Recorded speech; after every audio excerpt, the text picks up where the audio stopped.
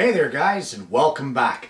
On this week's show, we're going to be talking about and demonstrating one of the most hated forms of joinery, the pocket hole.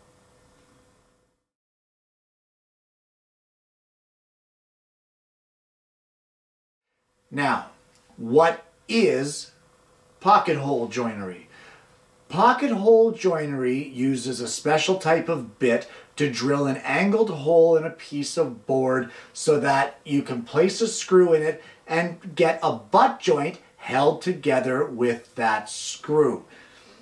It's not really any type of woodworking. It's more of a fastening method than it is a type of joinery. So let's take a look at the equipment that you would use in order to make pocket holes. Well, I guess the first thing we're going to touch on would be the screws that you use for pocket hole. Now this is an 1¼ inch number 8 pocket hole screw, and I'll just give you a close-up of it so you can see what it looks like. Now the difference between pocket hole screws and normal screws, one thing is this extra large head. It almost has like a built-in washer to expand this head out just a little bit so that when you're screwing it into the joint to tighten the two pieces together, this head doesn't start worming its way through the actual stock. These screws also have now varying threads, but this particular one has a coarse thread. So it allows it to grab into the mating piece as it's screwing into it and really aggressively pull itself in to pull everything together. So that is the pocket hole screw. Well, the next piece of equipment that you're going to need is you're going to need something to drive the screws in. And it's recommended for a longer bit, so you'll need a bit that is the equivalent of the screw you're using. In my case, it's a Robertson bit. You may have Phillips or what have you in your area. And of course, you're going to need something to drive it in with, whether it be an impact gun or a cordless drill or what have you. It doesn't matter. You are going to need something to drive it in. If you don't have these things, if you don't have the impact driver or the long bit, and you don't know what to do and you think this isn't for me, well, you know what? Use a screwdriver, man. Not everything has to be power. Well, although I say not everything has to be power, some things do have to be. And that would be the drill that you need to make these holes, and along with that drill you will need a drill bit. Now what this drill bit does is it drills a 3/8 of an inch hole. It's got a flat shoulder to make that hole a flat bottomed, and then it has like a step bit, a small little 1/8 bit right at the end of it, which drills a pilot hole, so to speak, for our pocket hole screw to exit through. As well, what we have here is a stop collar on our drill bit, and that is to get the perfect depth of pocket hole in our mating piece. Now, if you're not familiar with pocket holes, some of this might be a little confusing at this point, but don't worry, we're going to tie it all together and bring it together for you. So we have our impact gun with our long driver bit, we have our cordless drill with our step bit, and we have some pocket hole screws. So what do we have left in order to be able to produce pocket hole joinery? And that would be the actual jig itself. So let's take a closer look at this jig and how it works. The actual jig, in my opinion, is actually quite brilliant. The guy that came up with this was really using his noodle. And what it consists of is two cylinders, or blocks in this case, and each one has a collet inside that coincides with the thickness of your bit. And that is basically a bushing or a guide to guide your bit down into the wood at a certain angle and, you know, at a certain depth and that sort of thing. So just by loosening this center Allen key here, I'm able to adjust the width or the spacing between my two pieces here. So they just slide along this rod. You line them up on your marker there, wherever the measurement is that you want, and then you just give them a little tighten, and there you go. Now it's all set for that space and distance. The piece of board sits flat against here, and then you use this clamp to clamp your piece in place so that it doesn't move in your jig. And once that piece is clamped in, you run this drill through. And I just want to show you something here. Look at how that drill bit comes through there. Can you see that? So picture that in a piece of wood. You now have this weird kind of drill configuration, and you know what? Let me just show you. Well, the first thing that you need to do before you start any of the drilling process is, as I said, you need to adjust the distance here between your pocket holes. And what I've got here is just some scrap stock. It's really nothing special. I'm just using it for demonstration. I'm not actually making a project here. So we'll just align it so that it's inside the parts of our wood where we want our screws to be attached. And all I'm trying to do here is I'm trying to join these two pieces like this. Just a butt joint, and that's what the pocket hole jig excels at. So now that we have this adjusted, you want to clamp your wood in place. You don't need this to be super cranked and super tight in here. And that may even be a little too tight for my liking. But it's clamped in and it's secure. I have the jig clamped to the bench, so we're all good that way. Well, the next thing that you want to do is you want to install your drill bit into your cordless drill. Now, it doesn't have to be cordless, don't get me wrong. This next step is important, and I'll tell you why it's important. Because if you don't do it right, you're going to break your bit. And you're going to say, you got to be kidding, this thing's going to break a 3/8 inch bit? No, it's going to snap this tip off. What this bit has to be is spinning when it hits this wood.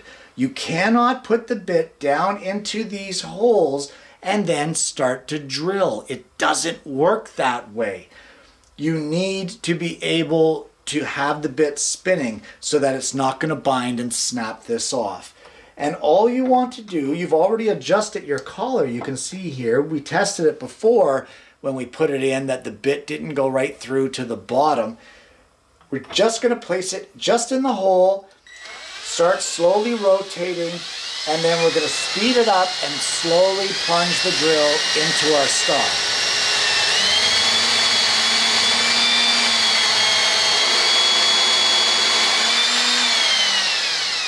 And then back it out.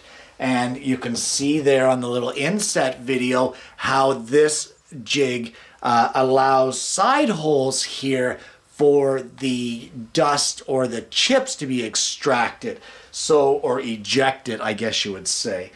So now with that hole drilled, we'll put the second one in, and the same process, just line up your bit, start it slowly spinning to make sure that you've got it lined up properly, and then speed it up, and then bring it down into contact with the wood and plunge it through.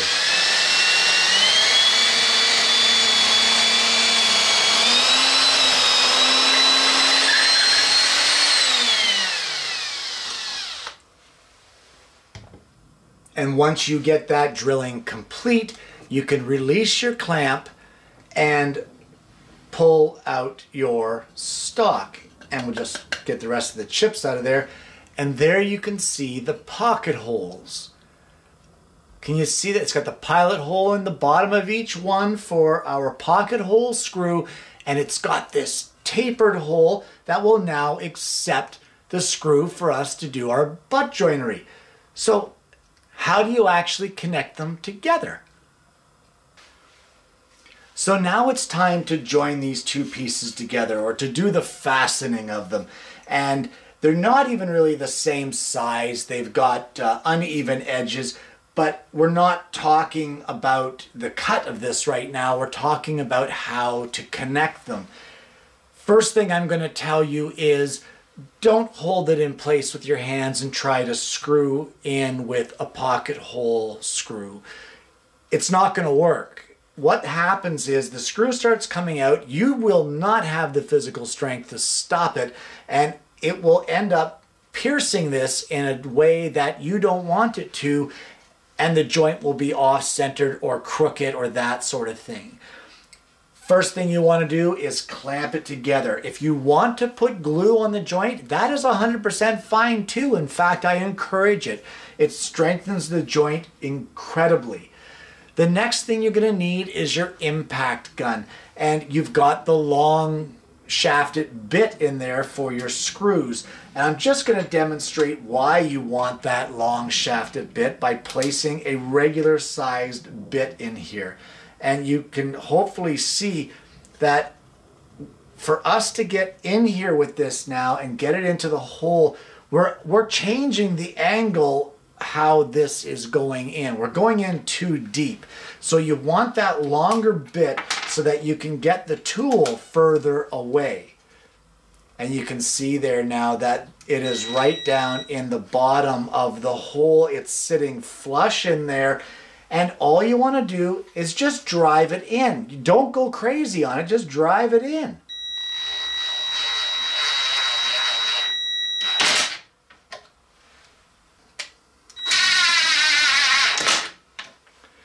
How is the joint?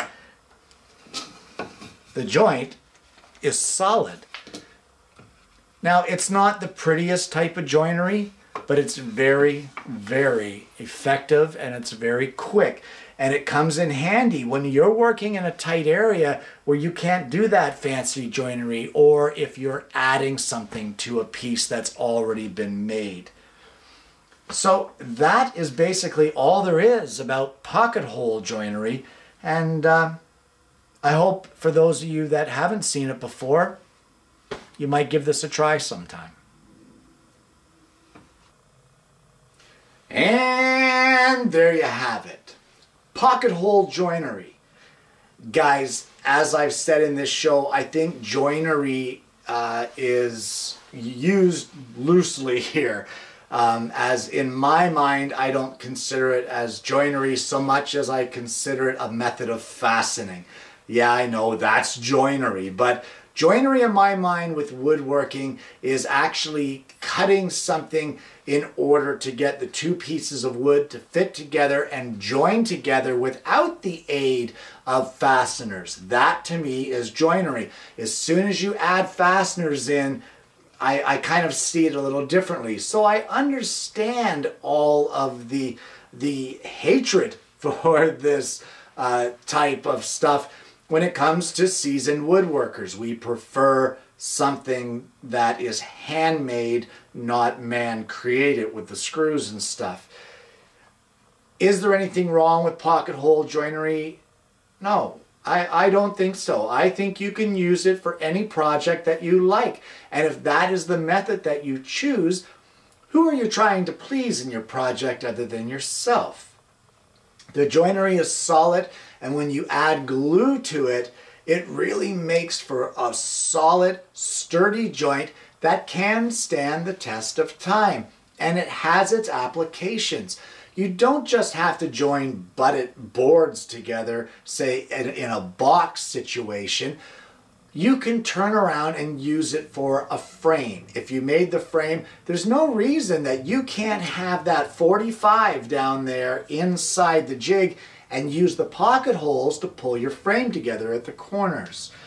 There's absolutely no reason that you couldn't cut an 8-sided octagon shaped frame, and again, using pocket hole joinery and clamping, you could pull it all in together using pocket holes. There's absolutely nothing wrong with this. Guys, they also sell plugs for these pocket hole joints, and what they are basically is a wooden dowel that is 3/8 of an inch that is cut on a slant, and they glue right into those holes after the screws have been screwed in. I don't have any here to show you on the program today or show you how to use them because honestly, I don't like them. When it comes to steel fasteners in wood, they have a tendency to work their way out to eventually, depending on the use of the project and how much abuse it takes, they have a tendency to work their way out of the wood. And I prefer a way to get in there and tighten them back up. Putting a cover over that hole and sealing in that screw to make it look more like hand-done woodworking is nothing more than a farce and nothing more, in my opinion, than causing you a problem where you cannot tighten that joint down the road should the glue let go or should something happen to the project. So that is up to you whether you want to use them. Guys, I've had a lot of fun on today's show. I don't get to use my pocket hole jig very often, only because it's not my preferred style of woodworking, but it definitely has a place in a shop. It definitely has a place in the woodworking world. Wouldn't call it wood joinery in my mind, and like I said, it's more of a fastening method. Guys, don't forget to like and subscribe. Click that bell to get future notifications on the show. I hope you've enjoyed it. I really want to thank you for tuning in, and I hope you're going to join me next week when I bring you yet another Alternative Tuesdays.